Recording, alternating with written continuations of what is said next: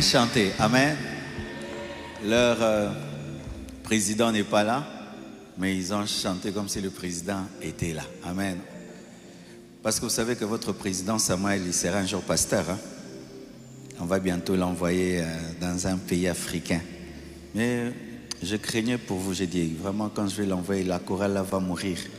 Je me rends compte que non, n'allez pas mourir. D'ailleurs, vous avez bien chanté. C'est comme si on avait mis la cassette d'Exo. Amen. Acclamons pour eux, que Dieu vous bénisse. Samuel, c'est un pasteur musicien. Amen. Et l'église qui va ouvrir grandira par la parole, mais aussi par la louange et l'adoration. Alléluia. Quand nous sommes allés à Pointe-Noire, j'ai reçu cette conviction de la part de Dieu qu'il fallait aussi qu'un jour, il soit envoyé commencer une extension, parce que Dieu ne prend pas les pasteurs qu'à la chair. Certains, il les prend à la chorale. Il y a pasteur Guilain que Dieu a pris à l'Écodim. Il y a pasteur Sagesse que Dieu a pris à la modération, à la chorale aussi, je crois. Sagesse qui s'engane. Amen. Bonjour, bonjour, bonjour. Je suis heureux de vous revoir après une semaine. Alléluia. J'étais allé prêcher à Lubumbashi. C'était une convention organisée par l'église NCD. Ensuite, nous avons prêché dimanche dans l'extension Compassion Lubumbashi. Un merveilleux travail. Alléluia. Ils ont acheté, ils sont en train de construire. L'église est en pleine croissance. Il y a même déjà, je crois, 5 extensions. Vraiment, que Dieu bénisse le prophète Gédéon. Un merveilleux travail abattu seulement en 5 ans. Amen. Il a trouvé 200 personnes. Et avec les 200 personnes, maintenant ils sont à 1500 personnes. Et avec des 5 extensions, lorsque les extensions et l'église mère là-bas se rassemblent, on fait 2 cultes. Plein, plein, plein. Acclamons le Seigneur. Et bientôt, ce sera lui qui sera le coordonnateur des extensions Compassion, parce qu'à la coordination de la Compassion, c'est un mandat de 4 ans, 5 ans. Et pasteur Guilain a déjà fait plus de 4 ans. Et il sera remplacé l'année prochaine, après Équilibre, par le prophète Gédéon. Et il va travailler 4 ans. Et puis quelqu'un d'autre, jusqu'à ce que Jésus revienne. Acclamons le Seigneur. Nous sommes dans notre culte évangélique qu'on a déjà commencé depuis le dimanche passé. Et je vais continuer ce dimanche et le dimanche prochain et encore l'autre dimanche, je crois. Je vais parler 2-3 fois de manière évangélique. Le thème de ma prédication, c'est le bonheur d'être chrétien. C'est un enseignement que je donnais il y a 14 ans. 14 ans à la radio. Congo écoute, le bonheur d'être chrétien. Nous sommes debout, nous allons lire 3 passages de la Bible.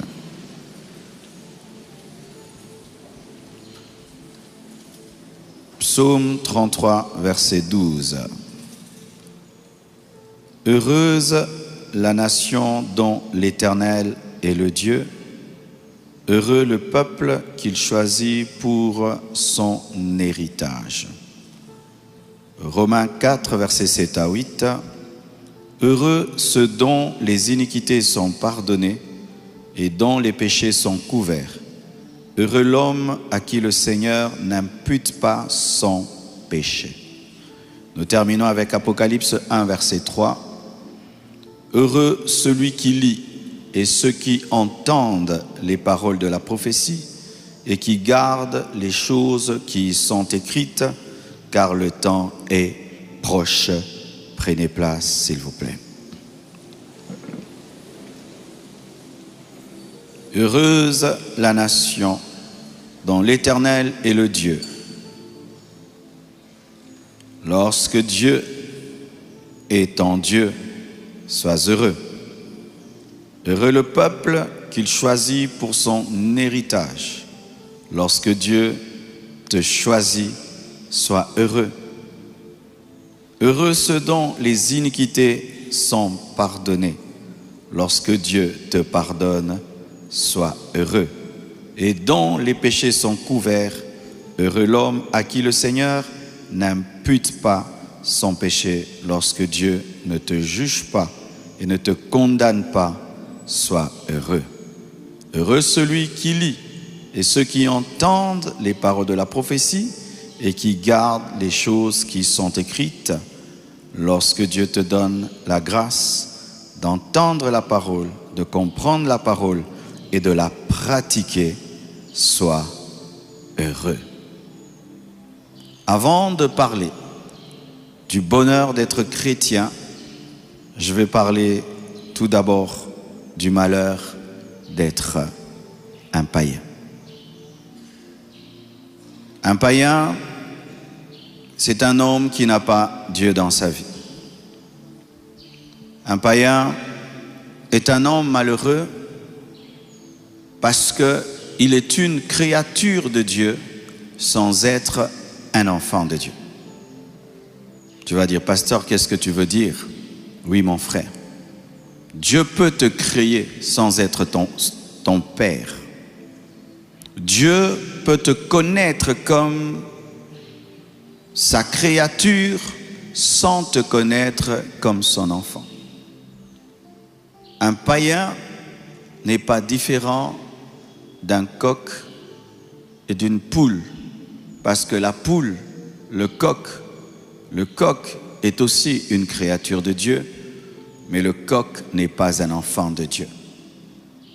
Beaucoup de gens pensent qu'il suffit de se retrouver sur terre, créé par Dieu à son image et à sa ressemblance pour prétendre être sauvé. Archi faux. Être créé ne te sauve pas. C'est seulement lorsque tu reçois la parole et que tu es transformé par elle que tu deviens enfant de Dieu. À tous ceux qui l'ont reçu, elle a donné le pouvoir de devenir enfant de Dieu. Et si donc il y a le pouvoir de devenir enfant de Dieu, donc il y a d'autres qui n'ont pas le pouvoir de devenir enfant de Dieu parce qu'ils n'ont pas reçu la parole. Un païen est un homme malheureux parce qu'il a un cœur vide. Il peut avoir un compte en banque, il peut avoir tout ce que le monde donne, mais au fond de lui, il est vide. C'est lorsque nous ne comprenons pas des milliardaires qui se suicident.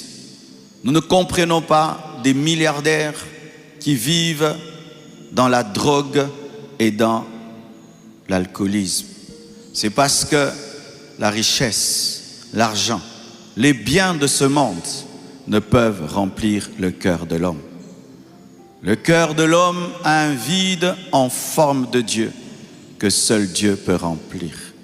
Si on te donnait toutes les maisons de la terre, toutes les femmes du monde, tous les hommes du monde, tout l'argent qui existe, tu ne seras pas heureux.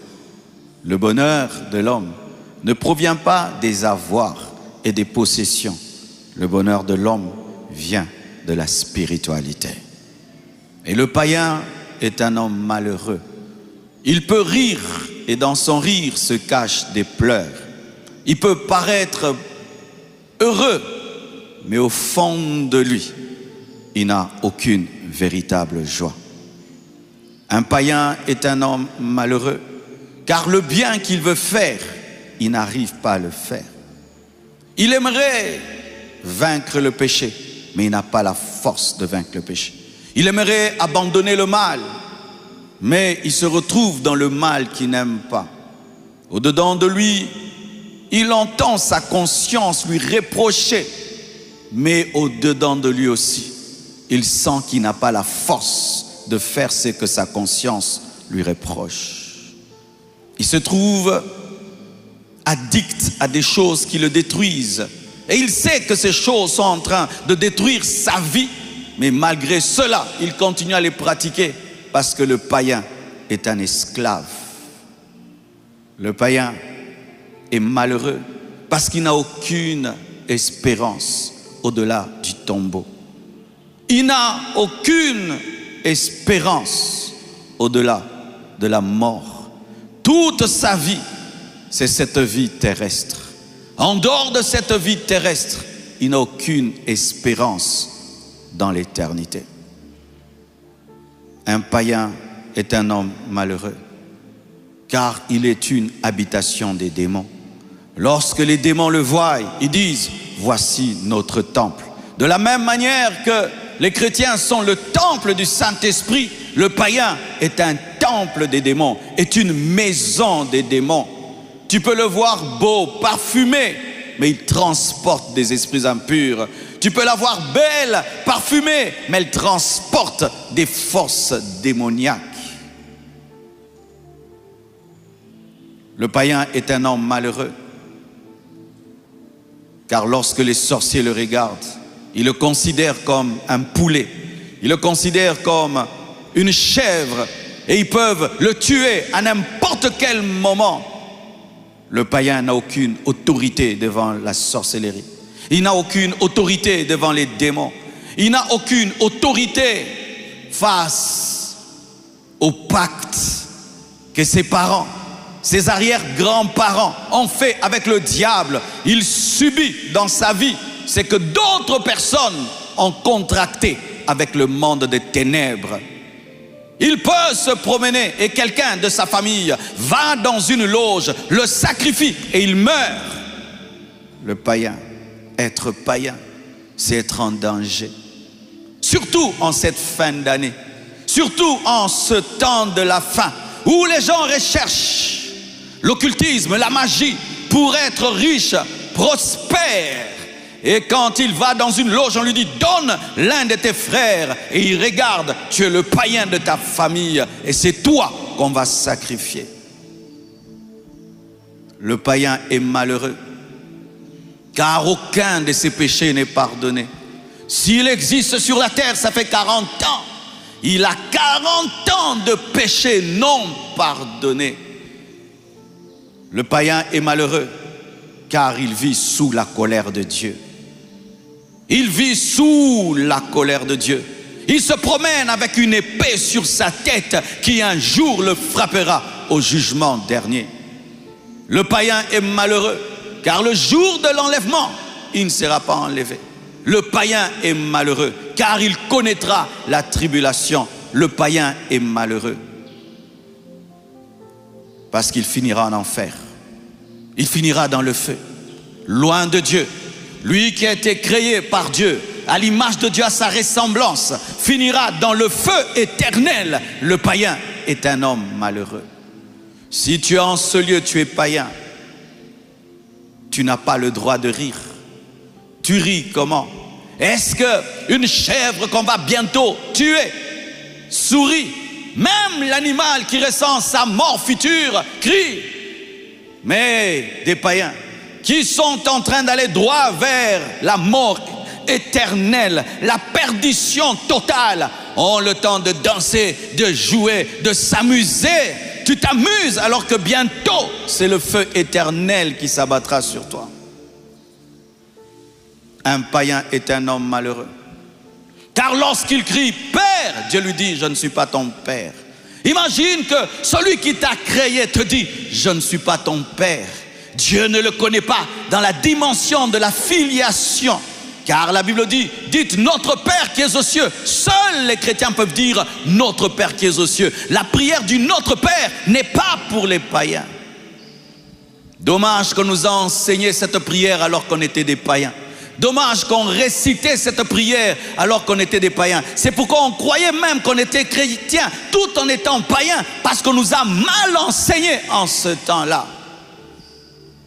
Un païen ne peut pas appeler Dieu papa. Dieu n'est pas ton papa. Qui est ton papa? Le papa du païen, c'est Satan. Lorsqu'il dit Père, Dieu n'entend pas, mais Satan dit oui.